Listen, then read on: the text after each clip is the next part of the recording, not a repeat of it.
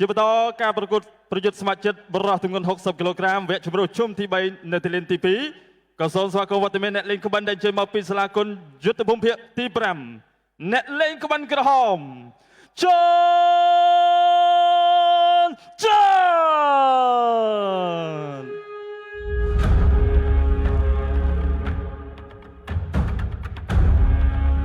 ចំណែកឯអ្នកប្រយុទ្ធមកពីអង្គភាពប្រឆាំងភេរវកម្មសូមស្វាគមន៍ដល់អ្នកលេងក្បិនខៀវសម្ប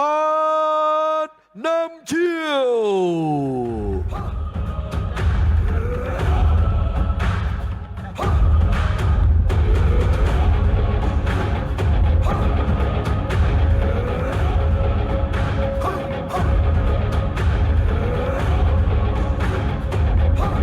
បានសុទ្ធតែជាអ្នកយុទ្ធគុណដែលពោពេញទៅដោយទេពកោសល្យភាពប៉ិនប្រសព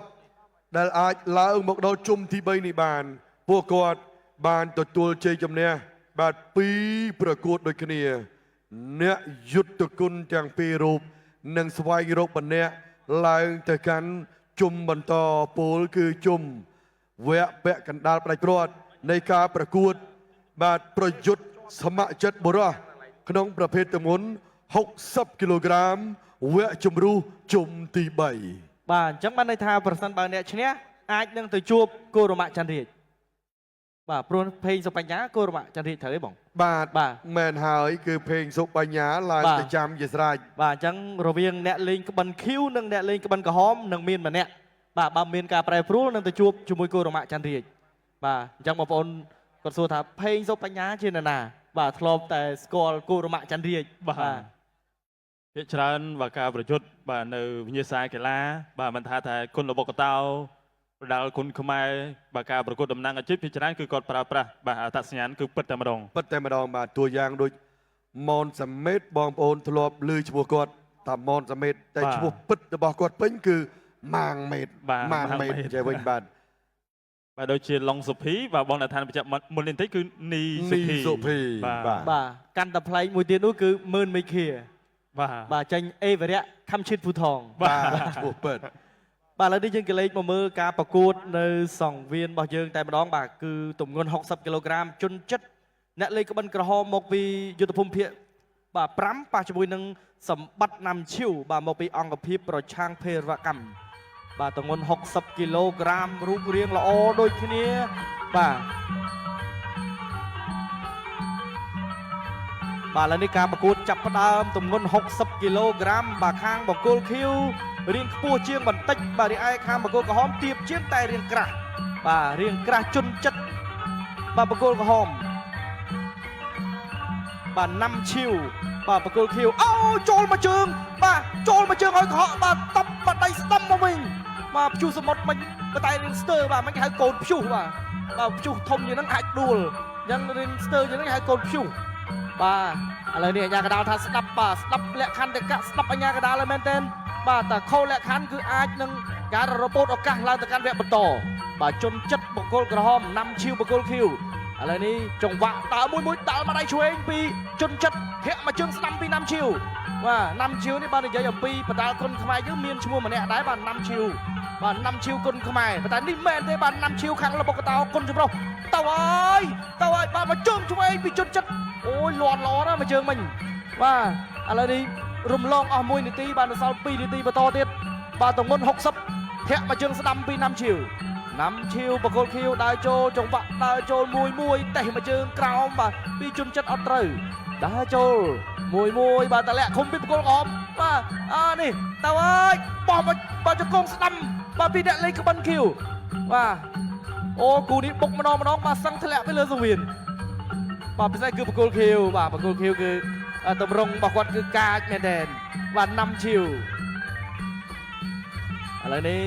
បាទទាត់មកជើងស្ដាំអត់ត្រូវគេចផុតបាទពីជន់ចិត្តបាទជន់ចិត្តថាទាត់មកលើបន្តិចបាទមិញចំកន្លែងតំបន់ហាមឃាត់ញូច1 2តេះជើងក្រោមមួយបាទចំកន្លែងនឹងម្ដងទៀតអញ្ញាកដាលបាទហៅថាពមៀនម្ដងសិនឥឡូវកំពុងតែសម្រួលបន្តិច ប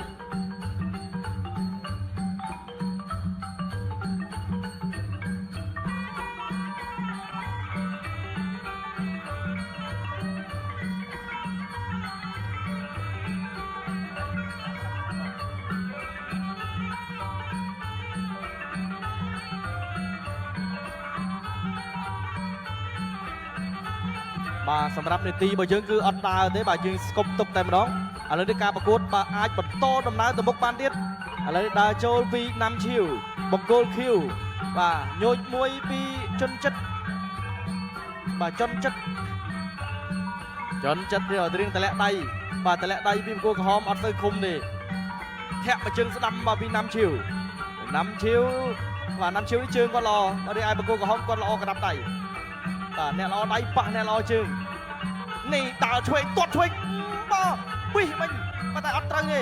បាទអត់ណាំឈៀវថាទាត់ខ្យល់ទេបាទគាត់លើកដៃថាអត់ត្រូវអីអាលីងឥឡូវដើរចូលពីណាំឈៀវមកវិញណាំឈៀវដើរចូលធាក់មកជើងស្ដាំធាក់ស្ដាំហើយក៏ដើរស្ដាំអញ្ញាកដាលបាទចូលខាត់បាទពុកមកប្រៅបាទអញ្ញាកដាលធ្វើការធ្ងន់បន្តិចព្រោះអ្នកទាំងពីរគឺអត់ចូលចិត្តគេហៅថាតាក់1 2នេះបាទគឺគាត់ចូលចិត្តពុកម្ដងឲ្យដាច់អស់ញូចមួយពីជន់ចិត្តបាទជើងឆ្វេងហើយបាទរំងប្រចាំបាទចូលឈាមបេះបន្តិចដែរបាទមិញបាទចេញម្ដង2ផ្លូវអីយ៉ាយំជើង1 2ពីជន់ចិត្តនេះគាត់វាយអត់ខ្ចីឃុំទេបងប្អូនវាយអត់ខ្ចីឃុំទេដើរចូលពីណាំឈៀវដើរចូលតើចូលទាត់ស្ដាំអត់ត្រូវបាទតិចផុតពីជន់ចិត្តបាទតម្លាក់ឃុំបាទស្ទាយដូចលោកគ្រូបឺតខំអញ្ចឹងដើរចូលដូរឲ្យឡងដូរឆ្វេងដូរស្ដាំដើរចូលបាទចូលឆ្វេងមួយឲ្យបាទធ្លាក់ចេញពីសង្វៀនបន្ទុកយ៉ាងណាចាំមើលបន្តទៀតបាទឥឡូវចិត្តចប់នាទីហើយបាទសម្រាប់ទឹកទី1ដើរចូលពីជន់ចិត្តថយមួយបាទជ្រុំជើង1 2បាទចប់ទឹកទី1បាទចាំអ៊ុតមើលបាទលទ្ធផលទាំងអស់គ្នា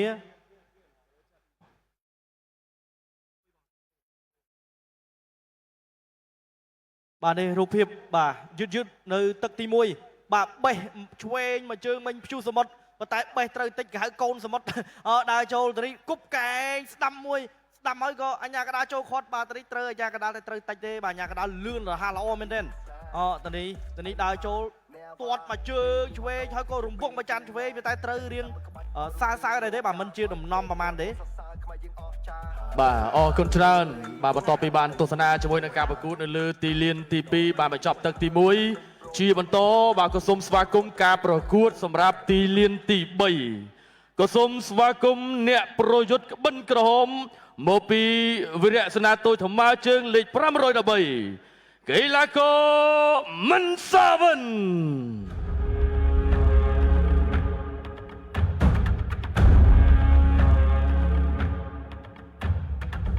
អរគុណច្រើនយើងក៏ស្វាគមន៍វត្តមានជាបន្តទៀតអ្នកប្រយុទ្ធក្បិនខៀវមកពីសហព័ន្ធកីឡាយុទ្ធក្រុមខំកម្ពុជាកីឡាកររតសីហាបាទឥឡូវនេះការប្រកួតបន្តបាទសម្រាប់ទីលានទី2ហើយទឹកទី1មិញនេះឃើញថាបង្គោលក្រហមបាននាំមុខបង្គោលខៀវក្នុងបន្ទុក6-0ជន់ចិត្តបាទទឹក1ឈ្នះឥឡូវបាទចូលទឹក2មកជើងស្ដាំត្រង់នេះយ៉ាងម៉េចទៅហើយ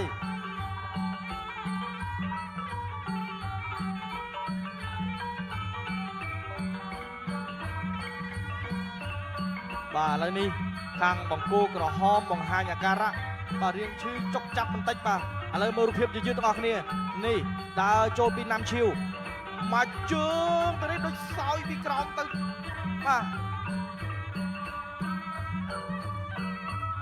បាទឥឡូវដូចជាបាទសុំសម្រាប់បន្តិចសិនបាទចំតំបន់ហាមឃាត់នេះជាលើកទី2ហើយបាទការទឹកទី1នោះគឺត្រូវម្ដងរួចហើយ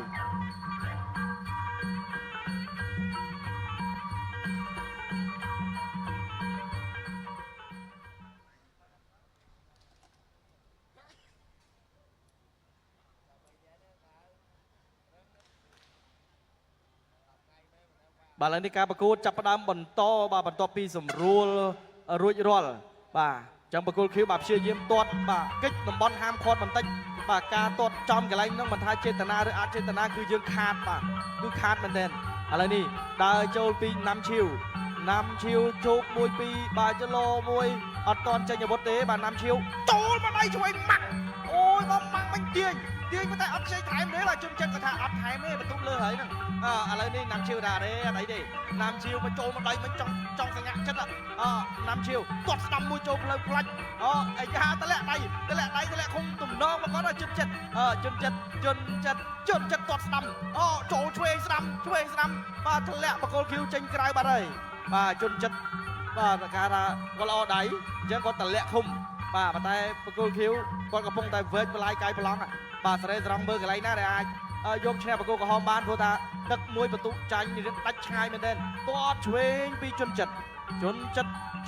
ដាក់មកដៃឆ្វេងបាទច្រកពងពីលើមិញបាទមិនដឹងត្រូវខុសទេបាទមើលពីក្រោយគឺពិបាកមើលឥឡូវដើរចូលពីណាំឈៀវធាក់មកជើងឆ្វេងពីជនចិត្តដើរចូលបាទសម្លឹងមើលឲ្យបកគោលឃីវណាំឈៀវមកហើយចូលមកដៃឆ្វេងបាទពេញណាំទ្រូងចលោមួយទាត់ឆ្វេងអត់ត្រូវទេមកដៃឆ្វេងបេះលាន់សូវខ្លាច់មិញបាទបងប្អូនមើលស្ដាយជនចិត្តអត់ខ្ចីឃុំទេឥឡូវពាក់កណ្ដាលផ្លូវនៃទឹកផ្លេចប្រត់ហើយណាំឈៀវនៅតែដើរចូលណាំឈៀវនៅតែអំណត់បាទគេថាទោះបីជាបន្ទុកទឹកមួយចាញ់តែទឹកពីរនេះគាត់ខំព្យាយាមមែនទេឥឡូវនេះដើរចូលពីជនចិត្តចលោមួយពីជនចិត្តស្ទាយទម្រង់វាយរបស់គាត់នេះគឺហៅថាមួយច្បាស់បាទណាំឈៀវចោះនេះធាក់មកជើងឆ្វេងបើងបាទចលោមួយអត់តចេញខាងណាចេញមុនខាងណាឃីវខំមកជើងឆ្វេងហើយគាត់ថែមឆ្វេងមួយទៀតប៉ុន្តែអត់ចូលទេចូលមកហក់មកម៉ាំងចូលឆ្វេងបាទច្រកពងខាងឆ្វេងពីជនចិត្តរេរាំតាមចង្វាក់1 2ជ្រុំជើង1 2អូយបាទអ្នកណាគេជាគូព្រេងរបស់គូរ៉ូម៉ាក់ច័ន្ទរាជបងប្អូនចាំមើលទាំងអស់គ្នា45វិចុងក្រោយបាទអ្នកឈ្នះឡើងទៅជួបគូរ៉ូម៉ាក់ច័ន្ទរាជបាទគូរ៉ូម៉ាក់ច័ន្ទរាជកំពុងតែមើលការប្រកួតដែរបាទថាអ្នកណាជាគូរបស់គាត់ឥឡូវនេះចលោ1 2ឆ្វេងមកជើងទៀតបាទចូលឃុំធាក់ទល់ស្ដាំមកវិញពីណាំឈៀវបាទអត់ទៅហៅថាសន្ធាប់ប្រមាណទេបាទសម្រាប់គូនេះគឺបាទយូបុកម្ដង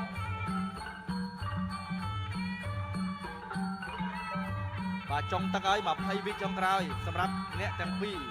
បាទក្នុងឱកាសឡើងទៅកាន់វគ្គបន្តគីឡូ1 2ទាត់ស្ដាំតេះណាំឈៀវបាទតែជនចិត្តគាត់តម្លាក់ដៃគាត់ថាចូលមកណាំឈៀវថាខ្ញុំចូលឯងថយចឹងពិបាកវាយឥឡូវនេះជនចិត្តថាខ្ញុំចូលម្ដងអញ្ចឹងចូលម្ដងខាងណាចេញមុនចុងក្រោយហើយបាទបើហើយធាក់ទល់ស្ដាំចប់ទឹកល្មមបាទលទ្ធផលយ៉ាងណាចាំអត់មើលនៅបន្ទុកទាំងអស់គ្នា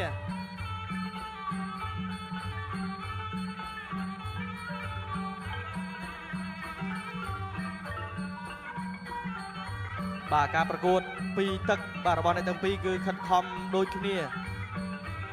បាទមានទៅមានមកបាទជ័យជំនះឡើងទៅកាន់វគ្គបន្តបានទៅលើជនចិត្តមកពីបាទយុទ្ធភូមិភាគទី5នឹងឡើងទៅកាន់វគ្គបន្តក៏ចូលរួមសោកស្ដាយដល់បង្គោលឃីវផងដែរបាទពេជ្រណាំឈីវ